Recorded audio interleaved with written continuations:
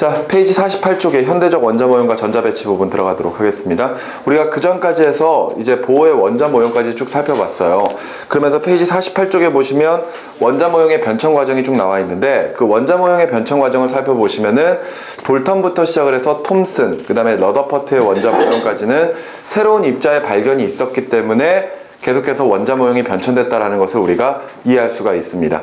그런데 보호의 원자 모형은 새로운 입자의 발견 때문은 아니라고 이야기했었죠. 그제? 그 당시에 논란이었던 수소의 선 스펙트럼을 설명하고, 그 다음에 원자의 안정성을 설명하기 위해서 전자가 일정한 궤도에서만 원운동을 하고 있다라는 이런 과정을 통해 이제 그런 현상들을 설명을 하려고 했었던 그런 입자 모형이 되겠습니다.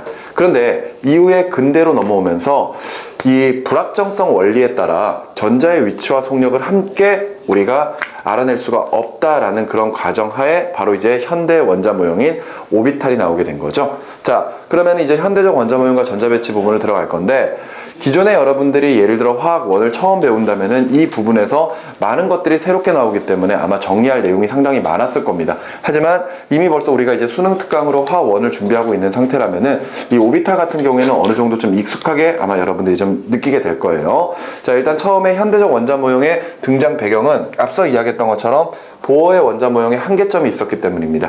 보호의 원자 모형의 한계, 절대적으로 일단 수소 원자의 선 스펙트럼만 설명할 수 있었다라는 거죠. 그러니까 전자가 2개 이상인 다전자 원자의 선 스펙트럼을 설명할 수 없었다라는 그런 모순이 발생을 했고요. 그 전에 또 앞서 이야기했었던 것처럼 불확정성의 원리, 즉 전자의 위치와 속도, 속력을 함께 측정할 수 없다라는 이런 이론 하에서 새로운 원자 모형이 필요했었던 겁니다. 그래서 등장을 한 게 바로 가장 마지막에 나와 있는 오비탈, 바로 궤도함수라고 하는 거죠.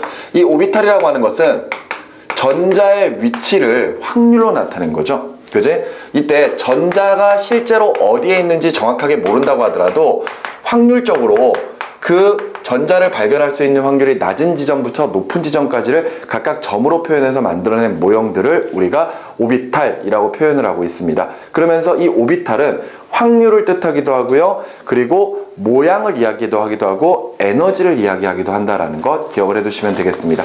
옆으로 넘어가시면은 각각 오비탈의 종류에 대해서 나와 있는데, 주 양자수와 오비탈의 모양을 뜻하는 SPDF 등의 기호를 사용해서 나타낸다라고 되어 있습니다. 자, 우리가 여기서 하나 정리를 해야 될 게 바로 양자수라고 하는 개념이에요. 이 양자수가 쉽게 말해서 전자의 에너지를 결정하는 그런 값들이다 라고 생각을 하면 되겠는데, 이 양자수라고 하는 게 크게 4가지가 있거든요. 첫 번째가 주 양자수, 그 다음에 두 번째가 방위 양자수가 있고요. 나머지 스핀 양자수나 자기 양자수라고 하는 또 다른 양자수들이 있습니다. 이때 전자의 에너지를 결정할 때는 저런 양자수로 가지고 우리가 각각 전자의 에너지를 결정을 하거든요. 근데 우리가 보는 화학 1에서는 이 2가지의 양자수만 봅니다.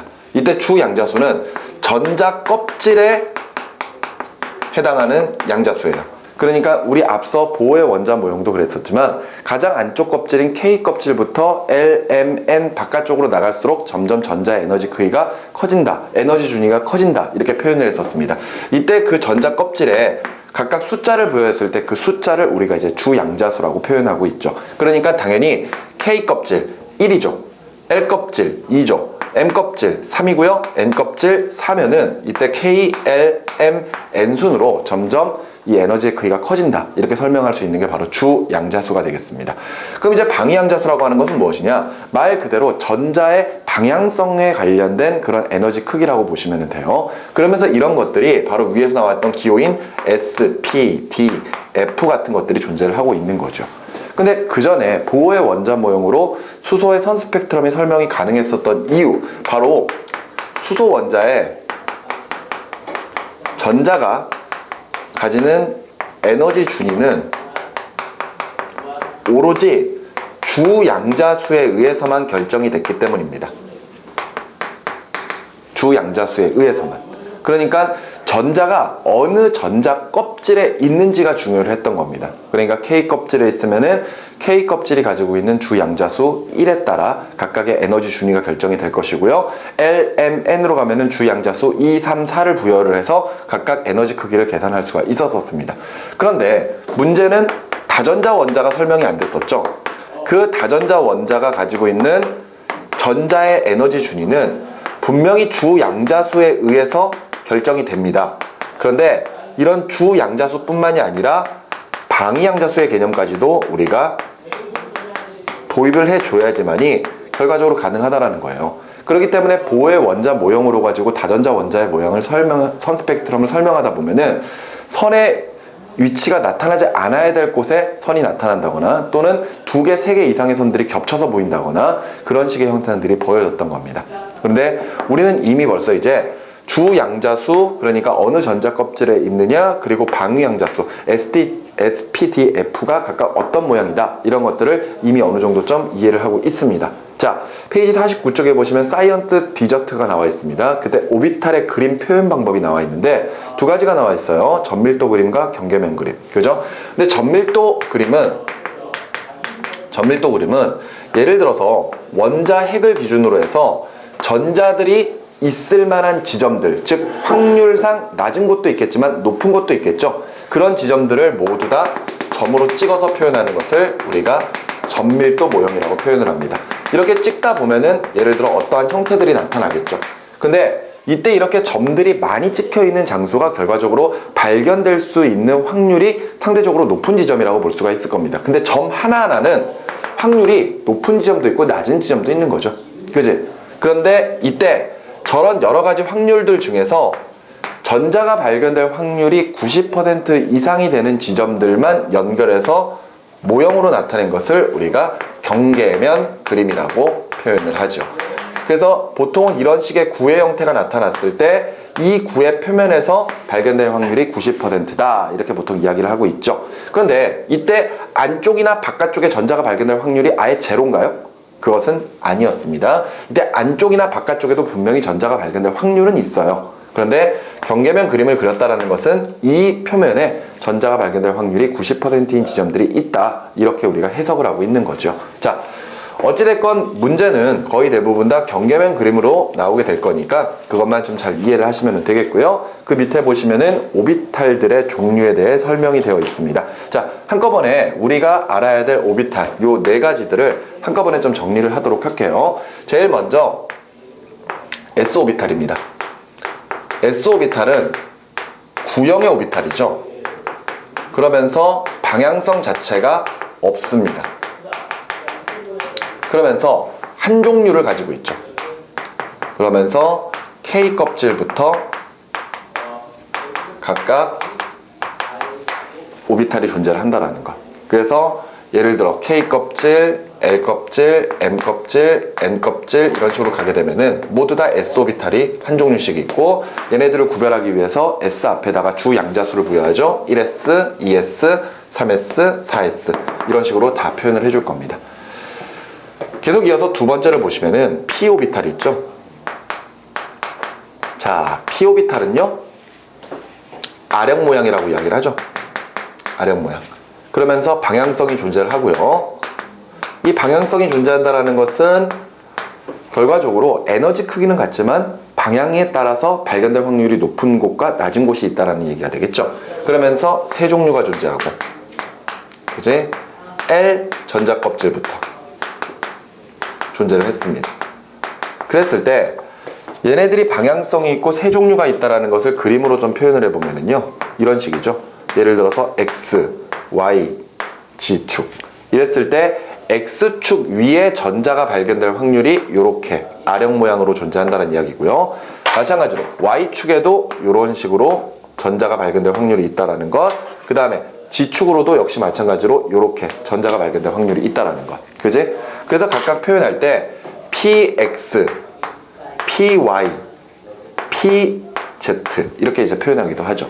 그지? 근데 그냥 뭉뚱그려서 그냥 P 오비탈 이렇게 표현할 것이고요. L 전자 껍질부터 존재하기 때문에 K 껍질에는 P 오비탈이 존재하지 않습니다. 나머지 우리 교재는 나오지 않지만, EBS 교재에서는 나오지 않지만 나머지 D나 F 오비탈 같은 경우에는 이 정도만 알아두면 되죠. D 오비탈은 모양 필요 없고 5종류가 있고 어디부터? 주 양자수 3번부터 존재를 하고요. 그 다음에 4번째 F 오비탈은 방향성이 있으면서 7종류가 있고 몇 번부터? 4번부터 존재한다는 거. 이 정도만 알아두면 별 문제가 없죠. 그지? 이런 내용들을 한꺼번에 좀 정리를 쫙 해보면은요.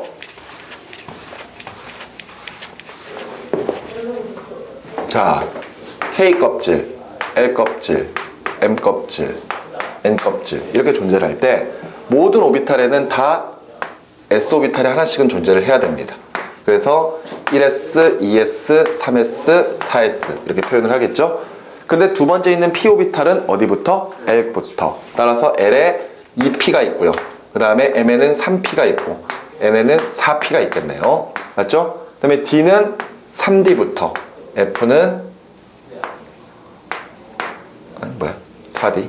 그 다음에 F는 4F부터 이렇게 이제 존재를 할 겁니다. 그러면 이런 식으로 각각의 전자 껍질의 오비탈들이 존재를 할 때 종류는 각각 K 껍질이 한 종류, 그 다음에 L은 2종류, M은 3종류, N은 4종류가 나오겠죠? 맞지? 그렇다라는 것은 이 종류는 각각의 전자 껍질의 주 양자수와 일치한다는 이야기입니다. 그런데 오비탈의 수는요? 오비탈의 수.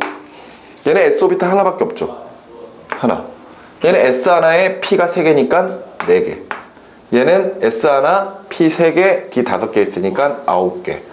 S, P, D, F는 각각 하나, 3개, 5, 7개가 있으니까 각각 16개의 오비탈이 존재한다는 거. 이렇게 정리할 수 있습니다. 따라서 오비탈의 수는 각각의 주 양자수의 제곱을 한 것만큼 그렇게 존재를 한다. 근데 외우는 건가요? 아니죠. 외우는 게 아니라 우리는 이 내용들을 이해만 하고 있는 거죠. 그지? 그러면서 여기에 채워질 수 있는 전자의 수, 뒤에 나오겠지만 하나의 오비탈당 2개씩 채울 수가 있기 때문에 가질 수 있는 전자의 수는 2개, 8개, 18개, 32개 이렇게도 이제 정리할 수가 있는 거죠. 자, 이런 내용들은 기존에 여러분들이 쭉 다뤄왔었던 내용이기 때문에 그냥 넘어가도록 하겠습니다. 자, 우리가 지금 보고 있는 내용이 페이지 50쪽에 나와 있는 내용이겠네요. 페이지 50쪽에 보시면은 거기 표에 이게 나와 있죠. 그제? 이런 내용들 여러분들이 좀 잘 이해하셨으면 좋겠습니다. 자, 그러면서 이제 현대적 원자 모형에 따른 바닥 상태의 전자 배치를 보도록 하죠. 자, 바닥 상태라고 하는 것은 가장 에너지가 작아서 안정한 상태를 바닥 상태라고 하죠. 그랬을 때 각각의 오비탈의 전자를 채워나갈 때 어떻게 채우면은 바닥 상태가 될 수 있느냐, 이것을 설명하는 내용이 3가지가 있었습니다. 첫 번째가 싸움의 원리. 그죠? 이때 싸움의 원리는 에너지 준위가 낮은 오비탈부터 전자를 채워나간다. 그죠? 앞서 우리가 봤었던 오비탈들은요, 주 양자수에 따라 에너지가 일단 결정이 될 겁니다. 같은 오비탈이면은 주 양자수가 클수록 오비탈 에너지가 커지죠. 그리고 SPDF의 오비탈들은 각각 S보다는 P가, P보다는 D가, D보다는 F가 각각 오비탈 에너지가 더 클 거예요. 그런데 이제 싸움의 원리에서 수소 같은 경우에는 오비탈의 종류가 여러 개라고 하더라도 오로지 에너지를 결정하는 것은 뭐밖에 없다? 주 양자수밖에 없다. 따라서 1s가 2s보다 더 작습니다. 그죠? 근데 2s랑 2p는 둘은 어때야 돼요? 같아야 되죠. 그리고 나서 3s로 넘어갈 때 더 커질 거고요. 3p랑 3d는 똑같고, 그 다음에 4s 이런 식으로 쭉 넘어가게 될 겁니다. 근데 어차피 수소는 전자가 하나밖에 없으니까 뭘 채워나간다는 개념은 아니죠. 그러니까 결과적으로 바닥 상태라면은 1s의 전자 채우고 끝내야만 합니다. 근데 다른 오비탈의 전자를 채워버린다면은 이때는 에너지가 바닥 상태보다 더 큰 들뜬 상태라서 약간 좀 불안정한 상태, 이렇게 표현을 하게 되겠죠. 그런데 수소를 제외한 다전자 원자인 경우에는 1s가 제일 작고 그 다음에 2s입니다. 근데 그 다음이 뭐였죠? 2p였죠. 2s랑 2p 에너지가 달랐고, 이때 만일 p가 x, y, z 3가지가 있을 때는 방향만 다르지 에너지는 같았다라는 거. 그지? 그래서 그 다음에는 3s였고 그 다음이 3p였습니다. 근데 여기서 또 예외가 나타나죠. 그 다음이 4s, 그 다음에 3d, 그 다음에 4p 이런 식으로 쭉쭉쭉쭉 진행을 한다는 겁니다. 여기 그 다음에는 5s예요 또. 근데 여러분들 지금까지 문제 풀어보는 과정에서 여기까지 전자 채우는 거 본 적도 있나요? 문제상에서? 아마 문제상에서 여기까지 채우는 거 거의 본 적도 없을 겁니다. 있긴 있었습니까? 언제? 그냥 어디서 한번 본 거 같아? 그러니까 결과적으로 우리가 보통 일반적으로 주기율표상에서 원자번호 20번대까지만 이제 내용을 본다면은 20번까지는 아무리 채워봤자 4S까지밖에 안 채우죠. 근데 예를 들어 원자번호가 21번대가 돼버리면 그때는 이제 3D가 채워질 겁니다. 근데 그렇게 채워도 4P까지 전자 채우는 경우는 거의 없을 거예요. 문제 나오지도 않을 겁니다. 그러니까 신경 쓰지 않으셔도 되겠고, 일단 주의할 점은 여기만 좀 주의를 하면 되겠죠. 여기만. 그지? 여기만 주의하면은 아무런 문제가 없을 겁니다. 이것을 지금 현재 이 에너지 준위에 따라 그림으로 나타낸 게 페이지 50쪽 가장 아래쪽에 나와 있어요. 그죠? 그러니까 지금 현재 이 그림을 좀 잘 이해를 해야 되는데, 자, Y축을 에너지 준위로 볼 겁니다. 에너지 크기예요. 그러면서 K껍질, L껍질, M껍질, N껍질이 있다고 하자고요. 그러면은 수소 같은 경우에는 K껍질에 있는 1S의 에너지가 요만큼이라면은, 예를 들어 2S가 요만큼, 그 다음에 2P도 요만큼이죠. 그리고 3S, 3P, 3D, 그 다음에 4S, 이런 식입니다. 맞죠? 그러니까 예를 들어 전자가 다른 오비탈 또는 다른 전자 껍질로 전이가 될 때 2S에서 1S로 떨어지든 2P에서 1S로 떨어지든 둘 다 같은 크기의 에너지를 방출할 것이고, 2S랑 2P 사이를 왔다 갔다 해도 아무런 에너지 방출이 없을 겁니다. 마찬가지로 3S에서 2S로 떨어지든 2P로 떨어지든 둘 다 방출하는 에너지는 똑같겠죠. 나머지 내용들도 다 그렇게 설명을 할 수가 있을 겁니다. 그렇기 때문에 오로지 주양자수에 의해서만 결정된다, 이렇게 표현할 수 있겠죠. 그런데 다전자 원자는 좀 이야기가 다르네요. K껍질, L껍질, M껍질, N껍질. 그랬을 때 여기에 1S, 여기에 2S가 있으면은요, 2P는 여기에 있죠. 그 다음에 3S, 3P, 3D, 4S, 이런 식으로 오비탈들이 존재를 합니다. 그러니까 전자가 정말 여러 개라면은 전자를 채울 때 에너지가 작은 오비탈부터 먼저 전자를 채운다. 1S 채우고, 그 다음에 2S 채우고, 그 다음에 2P 채우고, 3S 채우고, 3P 채운 다음에 4S 채우고 3D로 넘어가야 된다는 것. 맞지? 이런 식으로 우리가 설명할 수 있어요. 그런데 이걸 처음에 배우는 학생들한테도 이야기를 하고, 지금 현재 수능을 준비하는 학생들에도 끊임없이 이야기를 하는데, 지금 현재 나와 있는 이 그림은 오비탈의 위치가 아닙니다. 알겠습니까? 이 그림은 오비탈의 에너지 크기를 표현하고 있는 거지 위치가 아니에요. 이렇게 이야기하는 이유가 2P의 오비탈이 두 번째 전자껍질과 3번째 전자껍질 사이에 있다라고 생각하는데 아니지. 2S든 2P든 둘 다 두 번째 전자껍질이죠. 3P 세 번째랑 네 번째 전자껍질 사이에 있는 거 아니죠. 3D 네 번째 전자껍질 바깥쪽에 있는 거 아니죠. 얘네 모두 다 몇 번째 전자껍질? 세 번째 전자껍질. 4S는 네 번째, 4P, 4D, 4F도 모두 네 번째 전자껍질이 있어야 되겠죠. 그러니까 지금 이 그림은 절대 오비탈의 위치가 아니라는 거 꼭 기억하셔야 됩니다. 알겠습니까? 첫 번째 싸움의 원리였고요. 자, 뒤로 넘어가시면 옆으로 넘어가시면 페이지 51쪽에 두 번째 규칙, 파울리의 베타 원리가 있죠. 파울리의 베타 원리는 일단 두 가지를 설명합니다. 두 가지가 한 오비탈당 전자 몇 개? 그렇죠. 한 오비탈당 전자 최대 2개. 그리고 스핀 방향이 반대여야 된다는 거.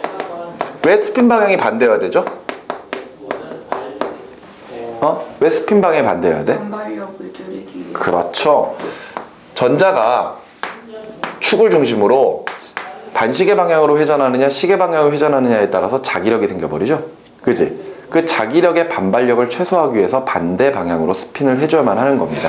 그래서 보통 스핀 방향을 표현할 때 화살표로 이렇게 위, 아래 이렇게 표현을 하죠. 하나의 오비탈당 전자가 2개 들어갈 때 무조건 스핀 방향은 이렇게 둘이 반대가 돼야 된다는 거. 이게 파울리의 베타 원리였습니다. 그럼 세 번째는 훈트의 규칙. 훈트의 규칙은 뭐죠? 훈트의 규칙. 그거 막 3개 이렇게 있으면 하나씩 들어. 이게 참 말이 애매합니다. 그러니까 이게 뭐야? 이렇게 그 정의를 내려보라 그러면은 머릿속에서는 이해가 되는데 이게 말 밖으로 잘 안 나오죠. 그지? 그렇죠. 에너지 준위가 같은 오비탈이 여러 개 있을 때는 가능한 홀 전자의 수를 최대로 한다. 이렇게 이야기하는데 그냥 시내버스 좌석의 법칙이라고 보시면 돼요. 그죠? 간단한 거잖아. 2자리씩 앉을 수 있는 버스 좌석들이 있을 때 내가 버스를 타서 가만히 보니까 2좌석에 사람들이 1명씩 앉아있고 한 자리가 비어있어요. 그러면은 굳이 사람이 타고 있는 옆자리에 앉지 않는다라는 거. 비어있는 자리에 혼자 앉아있을 거라는 거. 그래서 그 다음에 탄 사람은 이제 고민하다가 누군가 자리 옆에 앉겠죠. 그게 바로 우리가 이야기하는 훈트의 규칙입니다. 가능한 홀전자를 최대로 한다라는 거. 홀전자라고 하는 것은 오비탈 내에 전자가 2개가 되는데 이때 하나만 채워져 있는 경우가 홀전자죠. 그지? 이때 홀전자의 수를 최대로 한다. 이게 훈트의 규칙이었습니다. 이 3가지 조건을 모두 만족하면은 우리는 이것을 바닥 상태라고 이제 표현을 하게 되죠. 자, 아마 문제를 풀다 보면은 예를 들어 이제 오비탈을 표현을 해놓고 다음 오비탈이 바닥 상태냐 아니면 들뜬 상태냐 이걸 물어볼 거고, 그 다음에 이제 만일 들뜬 상태라면 과연 무슨 법칙에 지금 어긋나고 있는 것인가, 그지? 그런 것들을 물어볼 겁니다. 또 하나, 가능한 전자 배치냐 전자 배치 않느냐 이런 것도 물어볼 수 있겠죠. 그런데 하나 물어봅시다. 예를 들어 하나의 오비탈 내에 전자가 이렇게 2개가 이렇게 들어가 있으면은 이거 가능해 불가능해? 불가능하죠. 맞습니까? 무슨 규칙에 위배되고 있는 거예요? 파울리의 베타 원리에 어긋나고 있는 거죠. 가능한 전자 배치입니다. 이거 가능한 전자 배치예요. 이거 가능한 전자 배치면서 들뜬 상태입니다. 그리고 파울리의 베타 원리에 어긋나고 있는 거예요. 그래서 이거는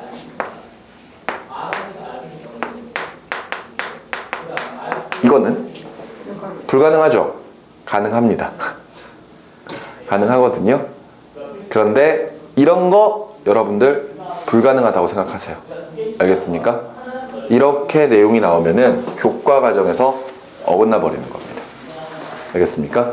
그렇기 때문에 저 과정이 저게 완전히 불가능한 것은 아니에요. 그래서 여러분들에게 물어볼 때 예를 들어 화살표 방향이 같은 방향으로 되어 있는 경우에 가능하냐 불가능하냐를 묻는 게 아니라 어떤 규칙에서 위배가 되느냐만 물어보죠. 그지? 그 이유가 바로 그것 때문입니다. 무슨 말인지 알겠어? 불가능한 것은 아니에요. 알았어? 나중에 더 자세하게 배우면은 저게 가능하다라는 거 알 수 있을 겁니다.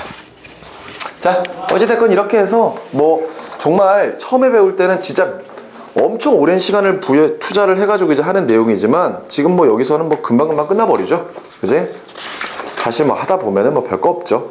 이제 이렇게 해서 도리어 52쪽과 53쪽, 그 다음에 54쪽, 55쪽까지 뭐 전체 내용들을 우리가 그냥 한 번쯤 읽어봐도 아무런 문제가 없을 것 같습니다. 맞죠? 대신에 요거 좀 주의합시다. 여러분들에게 원자과 전자를 주기율 표상에서 물어보면은 절대 틀리질 않아요. 그죠? 그런데 의외로 오비탈 적어놓고 오비탈로 가지고 전자 배치 적어놓고 원자과 전자의 수는 몇 개? 이러면은 자꾸 헷갈려 갖고 온단 말이에요. 그러니까 이런 경우를 한번 볼까요? 예를 들어서 원자 번호 3번 리튬 같은 경우에는 전자가 3개니까 1s 2개 채우고 2s에 하나 채우죠. 원자과 전자 몇 개? 1개. 이렇게 이야기를 할 겁니다. 이런 식으로 쭉 가다 보면은 원자 번호 9번 플로린 같은 경우에는 1s에 2개를 채우고 2s에 2개를 채우고 2p에다가 5개를 채우겠죠.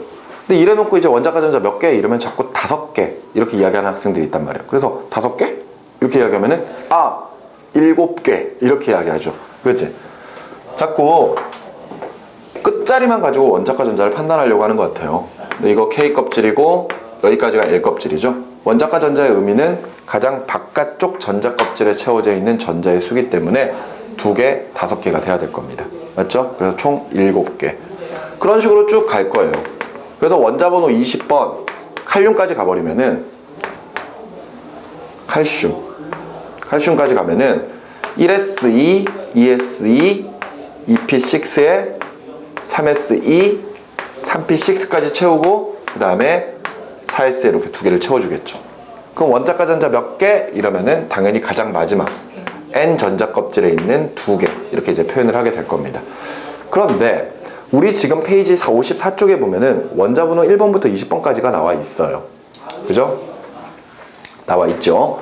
그런데 만약 원자번호가 20번 이상이 돼버리면 어떻게 될까요? 우리 주기율표가 20번까지밖에 안 나왔다는 얘기는 그 이상으로는 보지 않겠다는 뜻일 수도 있습니다. 근데 이 정도는 연습을 해두시는 게 좋죠. 21번이 스칸듐이에요. 스칸듐인데 얘 같은 경우에 전자가 21개니까 얘까지 똑같이 배치가 되겠지. 특히 예를 들어서 3P까지가 아르곤의 전자 배치니까 이때 아르곤 이렇게 적어주면은 일단 3P6까지는 채워져 있는 상태입니다. 그럼 전자가 이제 3개가 남은 걸 배치를 하면 되는데 이때 4S에 먼저 2개를 채우죠. 그런 다음에 3D에다가 하나를 채울 겁니다. 원자가 전자 몇 개? 2개죠. 그지? 이거 잘 생각하셔야 돼요. 왜냐면은 아까 이야기했듯이 3D가 에너지가 더 크기 때문에 4S 다음으로 전자를 채우지만 3D는 어디에 있는 거다? 세 번째 전자 껍질에 있는 거다. 따라서 N 껍질에 있는 것은 2개밖에 안 되죠. 그지? 이런 식으로 가다 보면은 원자번호 26번 철 같은 경우에도 아르곤까지 전자 배치가 나오고 그리고 나서 4S에 2개 채운 다음에 3D에다가 몇 개 채워? 6개를 딱 채워주겠지. 그래도 원자가 전자 몇 개? 2개가 되는 거죠. 그래서 우리가 주기율표를 이렇게 보면은 주기율표를 이렇게 봤을 때 지금 현재 21번 때부터 이렇게 나오는 녀석들이 여기에 있는 녀석들이잖아요. 여기에 이런 원소들을 우리가 이제 전이 원소라고 표현하고 나머지 부분들을 전형 원소라고 표현하는데 이 전이 원소 같은 경우에는 족번호의 끝자리랑 원자과 전자의 수가 전혀 일치하지 않습니다. 즉 전이 원소 같은 경우에는 원자과 전자가 하나 아니면 2개예요. 그렇다라는 것은 얘네들의 성질이 원자과 전자 하나면은 알칼리 금속, 원자과 전자가 2개면은 이족 알칼리 토금속과 비슷하게 나타난다는 겁니다. 그러니까 얘네들은 모두 다 금속의 성질이 비슷비슷하게 나타나게 되는 거죠. 오케이? 원자과 전자수 헷갈리지 않으셨으면 좋겠습니다. 알겠습니까? 좋습니다. 자, 뒤로 넘어가도록 할게요. 뒤로 넘어가시면 페이지 55쪽에 이온의 전자 배치 나와 있습니다. 양이온은 금속 원소가 전자를 전자를 잃어서 양이온이 된 거죠. 이때 자기가 가지고 있는 원자과 전자들을 떼어냄으로써 그 전쪽이 18쪽을 따라간다. 이렇게 정리를 하시면 되겠고요. 음이온 같은 경우에는 반대로 부족한 전자만큼 채워버리는 거죠. 그래서 옥텟 규칙을 만족하게 되고 같은 주기 18쪽을 따라가는 전자 배치를 가지게 된다는 것. 그죠? 이렇게 해서 우리가 각각 양이온과 음이온의 전자 배치를 각각 따져주시면 되겠습니다. 뭐 별거 없죠 뭐. 그지? 그러면서 이제 56쪽은 잘 보셔야 됩니다. 56쪽은 유효 핵전화에 대해서 나와 있죠.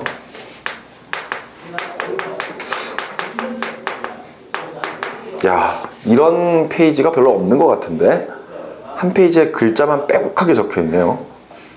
어마어마하다. 그지? 자, 유효 핵전화인데 그 전에 핵전화부터 먼저 좀 보도록 하겠습니다. 핵전화는요, 원자 핵이 띠는 전하량이죠. 원자 핵의 전하량. 따라서 핵전하는 결과적으로 원자 핵이 가지고 있는 양성자의 수에 의해 결정이 됩니다. 그러니까 양성자 수가 많으면 많을수록 그만큼 원자 핵의 전하량은 커질 수밖에 없겠죠. 그래서 핵전하는 같은 원소면은 예를 들어 그것이 원자 상태든 이온 상태든 모두 다 핵 전하 값은 동일합니다. 그런데 우리가 지금 보고 있는 유효핵 전하라고 하는 것은 전자가 느끼는 실제 핵 전하량이거든요.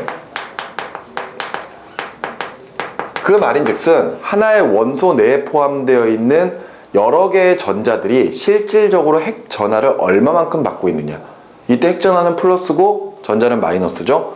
인력이 작용을 할 텐데 실제로 전자를 끌어당기는 힘 자체가 얼마가 되느냐를 본다는 거죠. 그런데 핵 전하는 원자 상태든 전자 이온 상태든 똑같습니다. 그죠? 그런데 각각의 전자들에게 미치는 핵 전하 값들은 서로 다를 수밖에 없다는 거죠. 왜냐하면은 핵 전하 정해져 있죠? 전자의 전하랑 정해져 있죠? 근데 전자가 핵 근처에 어디에 있느냐에 따라 거리가 달라져 버리게 되면은 쿨롱의 법칙, 정전기적 인력 자체가 달라질 거란 말이에요. 맞죠? 그러니까 우리가 쿨롱의 법칙 F는 K, R의 제곱분의 Q1, Q2 이렇게 정리를 해보면은 어차피 원자핵의 전하량과 핵 전하량 정해져 있습니다. 그러면은 거리가 멀어질수록 그만큼 실제로 잡아당긴 인력 자체가 줄어든다는 거잖아요. 그러면은 원자핵이 있고 첫 번째 전자 껍질, 두 번째 전자 껍질에 있을 때 전자가 첫 번째 전자 껍질에 있을 때랑 두 번째 전자 껍질에 있을 때랑 거리 자체가 다르니까, 그지? 핵 전하가 다르다는 이야기지. 무슨 말인지가 됩니까? 그러면 유효 핵 전하라고 하는 것은 같은 원자 내에 있는 전자들이라고 하더라도 서로 다른 값들을 가질 수가 있다는 겁니다. 그래서 유효 핵 전하를 결정하는 것은 당연히 일단 핵 전하량이 얼마인지가 중요하겠죠. 그런데 거기에다가 가려막기 효과까지 감안을 해서 우리가 따지는 것이 바로 유효 핵 전하가 되겠습니다. 그지? 가려막기 효과. 자, 일단 내용 보면은요, 유핵전은 전자에게 작용하는 실질적인 핵 전하라고 표현되어 있고요. 그러면서 수소원자랑 전자가 2개 이상인 자전자 원자, 이렇게 지금 표현이 되어 있습니다. 이때 얘만 보세요. 얘를 보시면은 원자번호 1번인 수소원자에서 전자에게 작용하는 핵 전하는 양성자 수에 의한 핵 전하 그대로 1 플러스이다. 이게 뭘까요? 수소는 핵 전하량이 플러스 1이죠. 그러면서 전자가 어디에 있어? 하나밖에 없잖아, 이렇게. K 껍질에. 그러면은 자신이 가지고 있는 핵 전하만큼 그대로 잡아당겨 버릴 거예요. 오케이? 그래서 얘가 느끼는 그 전하량을 1 플러스 이렇게 느끼고 보고 있는 거죠. 그런데 그 아래 나와 있는 얘 원자번호 6번인 탄소의 경우 전자에게 작용하는 유효핵자는 양성자 수에 의한 핵 전하인 6 플러스보다 작다. 6 플러스? 6 플러스라고 적자. 플러스 6이나 6 플러스는. 이렇게 되어 있는 상태에서 전자들이 6개가 있으니까 이렇게 돼서 여기에 2개, 여기에 이제 4개 이렇게 존재를 할 거거든요. 그런데 이때 어떤 전자를 잡아당기느냐에 따라서 핵전하가 다르겠죠. 맞지? 근데 특히나 바깥쪽에 있는 전자를 잡아당기는 과정에서는 안쪽 전자 껍질에 있는 전자들이 반발력을 작용시켜버리죠. 그러다 보니까 실제 끌어당겨지는 힘이 6 플러스보다 작게 작용할 수밖에 없다라는 거. 맞지?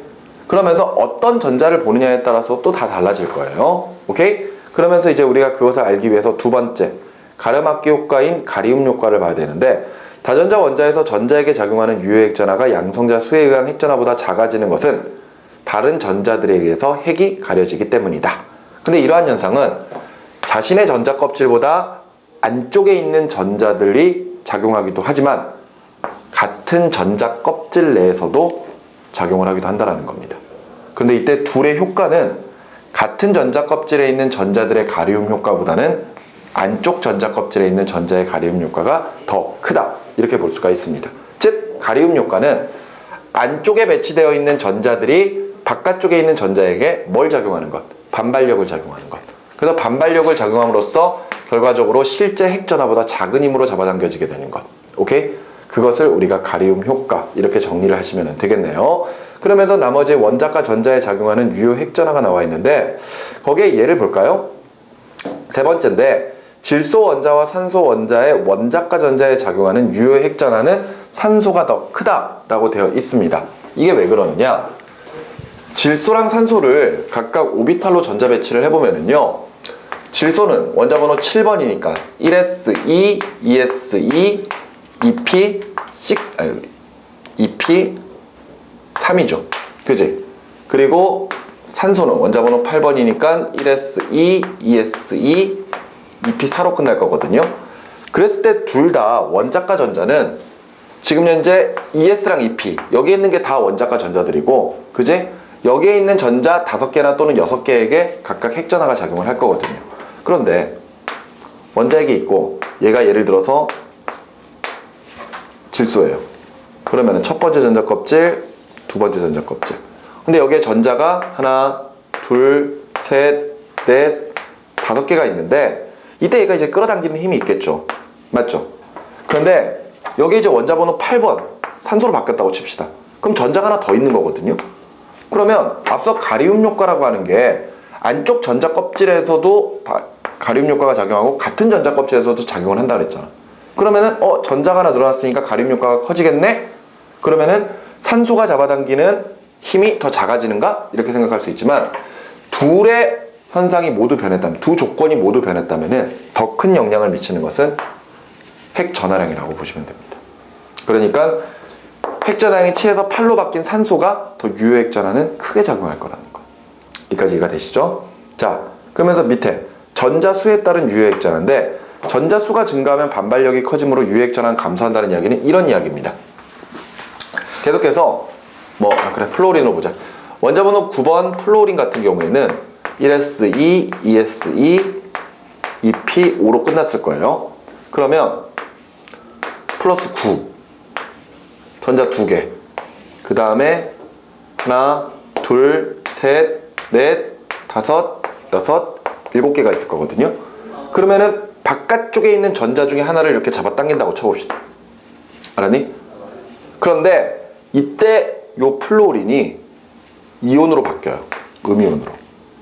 그럼 전자 하나를 얻어오겠죠. 이해가 됩니까? 그러면서 이 바깥쪽에 있는 전자 하나를 그냥 이렇게 잡아당긴다고 생각을 해봐. 근데 이런 경우에는 가운데 양성자의 수는 변함이 없죠. 대신에 전자의 수가 하나 더 많아지지, 이온이 되면. 그러면은 가렴합기 효과가 더 커져버리는 거기 때문에 요 이온을 요 전자를 잡아당길 때 유효핵전하보다 이걸 잡아당길 때 유효핵전하가 더 작아져 버리게 됩니다. 상대적으로 플러스보다 마이너스 힘이 강해지는 효과가 생기는 거잖아요. 같은 양성자의 힘으로 이 바깥쪽에 있는 전체 전자 9개를 잡아당기느냐 아니면 전체 전자 10개를 잡아당기느냐, 그 차이가 생기기 때문에 유효핵전하는 달라질 수 있다라는 것들을 기억을 해 주시면 되겠습니다. 되셨나요? 이런 내용까지 쭉 살펴보시면은 뒷장에 57쪽까지 내용 쭉 훑어보시면 아마 이 2강 부분은 모두 마무리가 될 것 같습니다. 자, 잠깐 칠판 정리하고 그리고 기존에 나갔었던 문제들을 좀 푸는 시간을 갖도록 하겠습니다.